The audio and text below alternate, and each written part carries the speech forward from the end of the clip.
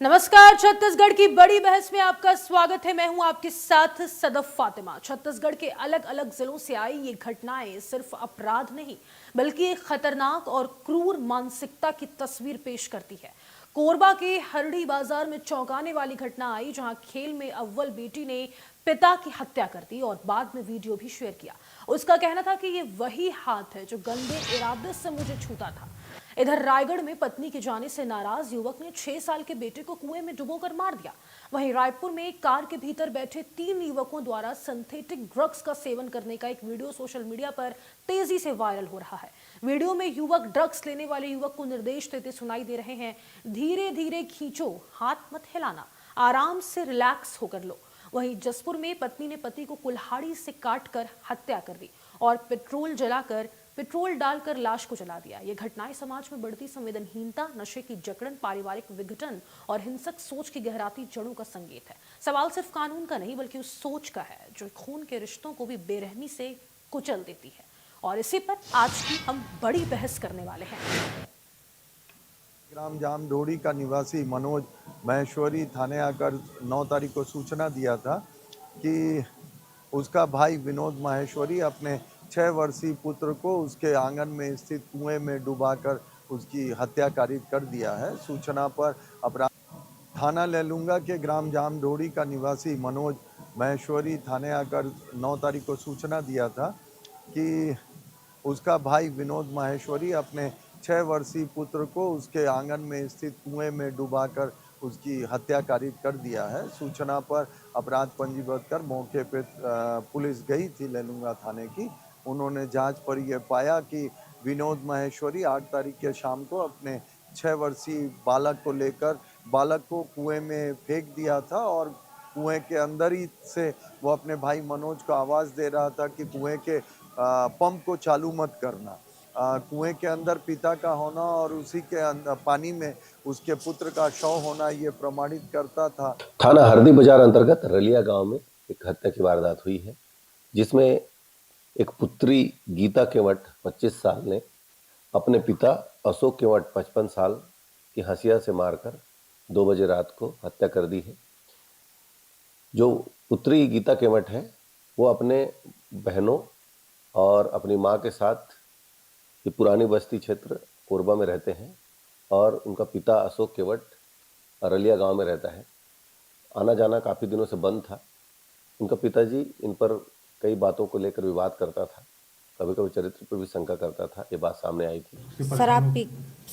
शराब पी के हमेशा गाली गलौज करता था और मारने पीटने का जान का ही धमकी देता था हमेशा। और 18 तारीख को गैता से मारने आया था, उसी से मैं छीन के मार दी।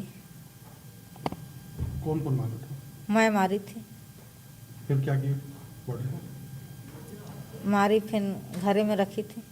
जो मृतक है हमारे पापा है और जो हमारे से हमारे दीदी है, बड़ी दीदी है, और दोनों के बीच में हाथापाई हुई से शायद कुछ मोर पापा उल्टा सीधा बोल दे रही से दीदी ला, एकदम बहुत ज़्यादा गंदा बोल दे रही से टेका ले हो इसी करी से। तो दीदी कहाँ रहते अपन के? कहाँ रहते? कोरबा में रहते हैं। तो यहाँ कैसे पहुँचे रलिया? वो तहसील के काम से पहुँचे रही से, अपन जाति निवास के कुछ काम कराना रही से, मोर छोटे बहन के भी काम कराना रही से जाति निवास के, तीनों के डॉक्यूमेंट्स ला लेके।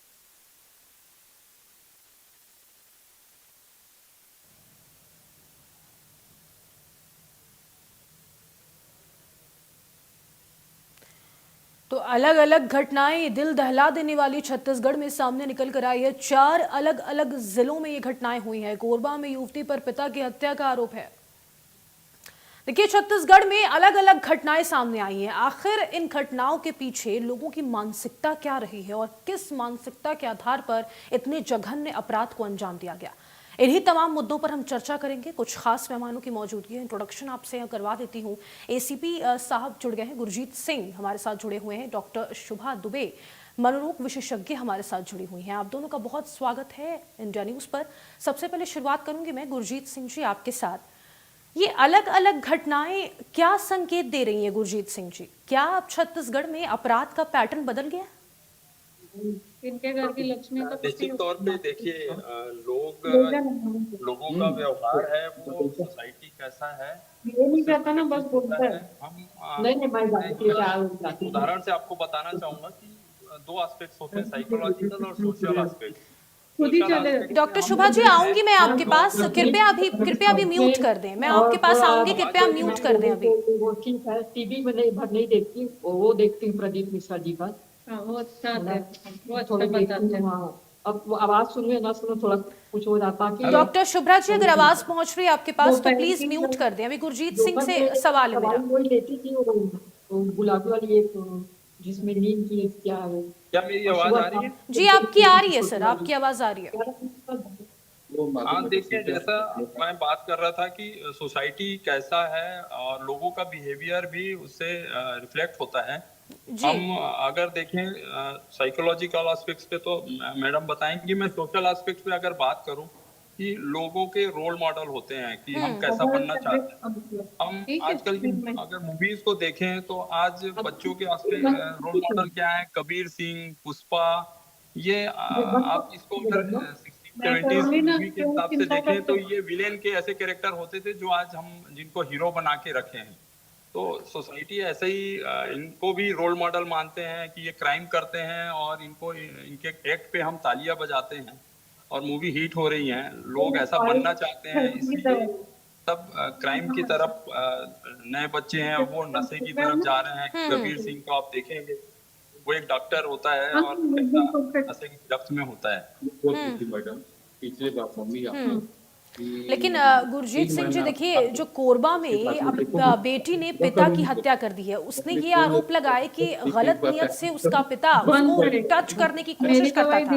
तो ऐसे में क्या पहले संज्ञान नहीं लिया गया था क्या पुलिस की तरफ से? है ना, जब आप एकदम ठीक हो जाओगे। डॉक्टर शुभ्रा जी, आवाज पहुंच रही है आपके पास? नमस्कार डॉक्टर शुभ्रा जी, आवाज पहुंच रही है क्या आपके पास?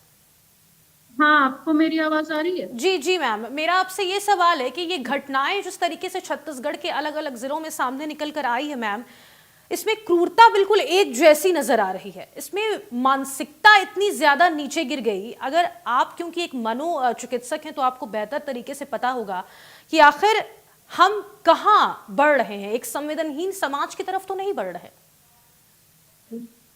जो सबसे बड़ा एक चैलेंज आज हमारा समाज पेश कर रहा है वो है नशे के पदार्थों का इस्तेमाल और मोबाइल या टीवी स्क्रीन का जो ओवरलोड है। और जैसा सर ने कहा कि हम आइडेंटिफाई रोल मॉडल्स ऐसे करते हैं जो वायलेंट हैं, जैसे अभी आपने देखा एनिमल मूवी आई थी या कबीर सिंह मूवी आई थी, दोनों में आप देखेंगे कि नशीले पदार्थों का यूज बहुत ज्यादा है और जो सोसाइटी एज अ होल है वो आप देख रहे हैं कि बहुत संवेदनहीन होता जा रहा है। तो जो बच्चे, स्टडीज भी प्रूव करती हैं कि जो बच्चे बहुत ज्यादा मोबाइल पे रहते हैं या स्क्रीन यूज करते हैं वो इमोशनल रेसिप्रोकेशन में पुअर रहते हैं। इमोशनल रेसिप्रोकेशन का मतलब सामने वाले के मन में क्या भाव चल रहा है, चेहरे पे क्या भाव चल रहा है, वो उसको समझ नहीं पाते और बहुत संवेदनहीन होते जा रहे हैं। तो ये स्टडीज भी यही बताती हैं। इसीलिए आपने देखा होगा कुछ वेस्टर्न कंट्रीज हैं जहां अब 12 साल के बच्चों के लिए सोशल मीडिया का यूज जो है उन्होंने बैन करना चालू कर दिया है। जी, और बेटी के द्वारा पिता की हत्या कर दी जाना, क्या ये अचानक गुस्से में किया गया या फिर एक लंबे समय से उस बेटी ने ट्रॉमा झेला होगा? हमें इसको अगर पूरा एज अ होल देखना है इस इंसिडेंट को, तो हमें दोनों एस्पेक्ट्स कंसिडर करने चाहिए कि बेटी के साथ क्या ट्रॉमा चल रहा था, या उसे कोई मनोरोग का प्रॉब्लम था, या वो एक इम्पल्सिव नेचर था। इम्पल्सिव मतलब बिना सोचे समझे हमने एक एक्शन किया और जिसका नतीजा बहुत बुरा हो गया। तो आजकल हमारे पास ऐसे यूथ जो आ रहे हैं वो इम्पल्सिविटी बहुत ज्यादा हो गया है क्योंकि उनकी social skills training, practical training बहुत पुअर हो गई है। इसका ये मतलब है कि रोजमर्रा की जो रिजेक्शंस हैं, जैसे हमने किसी को कुछ बोला और उसने नहीं किया, तो उन रिजेक्शंस को हम कैसे झेलें। किसी ने नहीं बोल दिया तो कुछ हमें चाहिए और वो इंस्टेंटली नहीं मिला, तो ये बच्चों में आजकल रिजेक्शन सहन करने की जो क्षमता है वो भी बहुत कम होती जा रही है। बिल्कुल, इस देखिए कारण एक से और वो ऐसा impulsive- छत्तीसगढ़ में मामला सामने आया है। 4 अलग-अलग जिलों का ये मामला है। देखिए, पिता द्वारा भी बेटे की हत्या कर दी जाती है। इस केस को आप कैसे देखती हैं? क्योंकि देखिए, बच्चे आजकल सबसे ज्यादा डिप्रेशन का भी सामना कर रहे हैं और कई ऐसा केस भी सामने निकल कर आया है कि जो बच्चे हैं वो खुलकर अपनी बात माता-पिता को नहीं कह पाते। अगर हम इसे एज अ होल देखें मैडम, तो हम देखेंगे सोसाइटी भी बहुत चेंज हो रही है। आपके पास फिजिकल फ्रेंडशिप्स या फिजिकल रिलेशनशिप्स बहुत कम हो गई हैं। जी। मैक्सिमम रिलेशनशिप्स ऑनलाइन है। और जैसा आपने कहा, नशे का यूज हम कहीं ना कहीं बहुत कन्वीनियंटली भूल जाते हैं कि नशीले पदार्थों का रोल इन केसेस में क्या है। जितने ही बहुत ही भयावह जो हमारे इंसिडेंट्स होते हैं, उसमें आप देखेंगे नशीले पदार्थों का रोल कहीं ना कहीं अवश्य होगा। कहीं ना कहीं मानसिक बीमारी का रोल अवश्य होगा, जिसको हम कहीं ना कहीं नजरअंदाज बिल्कुल, करते बिल्कुल। हैं। देखिए, अगर नशा कुछ जो है वो अब हिंसा को ट्रिगर करने वाला बन चुका है, क्योंकि जो इंसान सबसे ज्यादा नशा कर रहा है उसी के द्वारा अपराध भी लगातार किया जा रहा है। बिल्कुल, हमारी जो छत्तीसगढ़ की पुलिस है, अगर आप देखेंगे, उन्होंने एक बहुत अच्छा सोशल मैसेज साझा करना चालू किया है, जहां पर वो से नो टू ड्रग्स का जो कैंपेन है वो उन्होंने चालू किया है। बहुत सोशल ट्रेनिंग्स कैंपेन स्कूल्स में लिए हैं। मीडिया पर्सन को सेंसिटाइज किया है। आपने उसका देखा भी होगा, बहुत जगह उन्होंने से नो टू ड्रग्स का जो कैंपेन चलाया है, उसमें उन्होंने देखा कि जहां ड्रग्स और नशीले पदार्थों का यूज कम होता जाता है जिन सोसाइटी में, वहां क्रिमिनल ऑफेंसेस, क्रिमिनल बिहेवियर, जैसा हम डिस्कस कर रहे हैं आज, जी, जी। उसमें भी कमी आना चालू हो जाती है। अगर समय रहते लोगों का काउंसलिंग हो जाए, डॉक्टर शुभ्रा जी, तो आपको क्या लगता है जी, इन मामलों में कोई कमी डॉक्टर आएगी? क्योंकि स्मृति, काउंसलिंग बहुत ज्यादा हाँ, जरूरी है। अगर ऐसे मामले हम देख ले लगातार, बच्चों के द्वारा पिता की हत्या कर दिए जाना, पिता ने अपने बेटे की हत्या कर दी, और सबसे बड़ा मामला जो कि आजकल सबसे ज्यादा हर राज्यों में देखने को मिल रहा है, सिर्फ छत्तीसगढ़ ही नहीं, देश के हर राज्य, कोई राज्य से अछूता नहीं है, नशे का मामला। बिल्कुल इस पे कोई भी रोकथाम नहीं हो पा रहा। तो ऐसे में बच्चों की और जो यंगस्टर हैं खासकर, उनकी काउंसलिंग कितनी जरूरी हो जाती है? हर स्कूल में भारत सरकार की ओर से काउंसलर रहना मैंडेटरी है। स्पेशली सीबीएसई स्कूल्स में काउंसलर रहना मैंडेटरी है। बहुत सारे स्कूल्स ने ये चालू भी कर दिया है। जी। इसको बंद कर देना। बहुत सारे स्कूल्स ने ये चालू भी कर दिया है। और इसमें राइट फ्रॉम चाइल्डहुड काउंसलिंग होती है। वेस्ट में हमने देखा है कि वेस्ट में ये हर बच्चे की काउंसलिंग होती है और उसके पेरेंट्स को इसको रेगुलरली अपडेट किया जाता है, चाहे वो अच्छा रिपोर्ट हो या बुरा रिपोर्ट हो। मेरे ख्याल से सेम वे हमें यहाँ चालू करना चाहिए कि हर बच्चे की एक रेगुलर काउंसलिंग हो, भले ही वो उस काउंसलिंग में नॉर्मल निकले, पर वो एक सेशंस होना बहुत जरूरी है। गुरजीत सिंह जी, आपके पास आऊंगी मैं। देखिए, कोरबा में जिस तरीके से बेटी ने पिता की हत्या कर दी है, कहा जा रहा है कि वो गंदे तरीके से अपनी बेटी को छूता था, इस वजह से उसने गुस्सा में ये हत्या को अंजाम दिया। ऐसे में क्या पहले पुलिस ने संज्ञान नहीं लिया था? देखिए, नॉर्मली पुलिस तभी इन्वॉल्व होती है जब उसके पास कोई ना कोई शिकायत है। अभी इसको अगर आप सोशल तरीके से देखें तो पुलिस सेकेंडरी ग्रुप है जो किसी को कंट्रोल करे। कि पुलिस का इंटरवेंशन तभी होता है कि जब कोई न कोई पक्ष है, दोनों में से कोई भी एक साइड आके पुलिस के पास आए और शिकायत करे। अब इसमें इसके अलावा मतलब एक बोलना चाहूंगा कि अभी क्या हो रहा है सोसाइटी में, प्राइमरी ग्रुप बहुत इन्वॉल्व नहीं होता। अभी आपको 2 दिन पहले की एक घटना बताऊं। एक लड़का अपने गाड़ी पे पीछे नंबर प्लेट पे रावण लिख के, आई एम रावण ऐसे लिखा के, और गाड़ी ड्राइव कर रहा था। हमने उसको रोका, उसके फादर आए और फादर तब क्या ही बताऊं, वो बुरी तरीके से रोने लगे कि मैं इसको कितना समझा रहा हूँ, ये मानता ही नहीं है बात, रावण को रोल मॉडल मानता है, इस तरीके की बातें कर रहे थे। और बोले सर आप ही समझाइए। मतलब ये कितने साल का है? बताया कि 25 साल का हो रहा है। मतलब इसको होश संभाले कम से कम 10 साल हो गया, 15-16 साल में तो होश संभाल लिया होगा 10वीं पढ़ने के बाद। आप इसको इतने साल में अभी नहीं समझा पाए। अभी मैं 2-3-4 मिनट 10 मिनट मेरे पास रहेगा, कितना मैं क्या समझाऊंगा। जी, जी। और ऐसे हो रहा है कि बच्चे कंट्रोल से बाहर हो रहे हैं, पेरेंट्स ध्यान नहीं करते। पहली एक इम्पोर्टेंट चीज है कि बहुत बार तो पेरेंट्स ये रियलाइज ही नहीं करते कि उनके बच्चे को काउंसलिंग की जरूरत है, बच्चे को काउंसलिंग चाहिए। ये बहुत सारे लोग सोचते हैं कि चलो बच्चा है, थोड़ी गलती कर गया, आगे सुधर जाएगा, यही सोचते रहते हैं और बच्चे की गलती पे गलती करते जाता है और उसको टॉलरेट करते रहते हैं। बिल्कुल। हमको ये रियलाइज करना चाहिए कि कब काउंसलिंग की जरूरत है, पहली बात। दूसरी बात है कि सोसाइटी की अगर बात करें तो सोसाइटी जी। में आजकल सब सेकेंडरी ग्रुप हो गया है। हम्म। सब सोचते हैं कि मेरे बच्चे को दूसरा कोई समझा दे। मोहल्ले में हम भी छोटे थे तो कोई भी ऐसे छोटी मोटी बदमाशी हो जाती थी, शरारत करते थे, तो डरते रहते थे कि हमारे घर में कोई शिकायत ना कर दे, हमको घर से डांट पड़ेगी। आज कोई बच्चा अपने मोहल्ले में कोई किसी से नहीं डरता, कोई किसी को बोलता नहीं है कि दूसरे के बच्चे को देखेंगे गलती करते हुए तो कोई जाके उसके पेरेंट्स को बताता नहीं है। क्या है के लिए बोलना, उसका बच्चा है, वो जाने गलती कर रहा है, करने दो। जी जी। तो जो प्राइमरी ग्रुप होता था एक हमारे मोहल्ले में, हर किसी को जान रहा होता है कि कौन किसके घर आया, क्या हुआ, क्या नहीं हो रहा है। और गलतियों को, बच्चों की गलतियां करते थे तो उसको बताते थे पेरेंट्स को। वो चीजें आज नदारत हैं कि प्राइमरी ग्रुप एकदम गायब हो गया है। बच्चों पे कंट्रोलिंग का पूरा सब कुछ बहुत हमारे लिए, एक पुलिसमैन के लिए बहुत लोड आ रहा है, क्योंकि हम तो सेकेंडरी ग्रुप है सोसाइटी में। किसी को कंट्रोल करने के लिए कि किसी के हाथ से अगर सर के ऊपर से पानी जाने लगे तब पुलिस के पास जाता है आदमी। तो सेकेंडरी ग्रुप पे लोड आ रहा है, इससे क्राइम बढ़ रहे हैं और हम पे बहुत बर्डन है इससे। हम चाहते हैं कि प्राइमरी ग्रुप एक्टिव हो, मोहल्ले पे, सोसाइटी पे लोग कंट्रोल करें अपने बच्चों पे, उनकी गलतियों को पेरेंट्स को बताएं। स्कूल में टीचर्स की बहुत महती जवाबदारी है।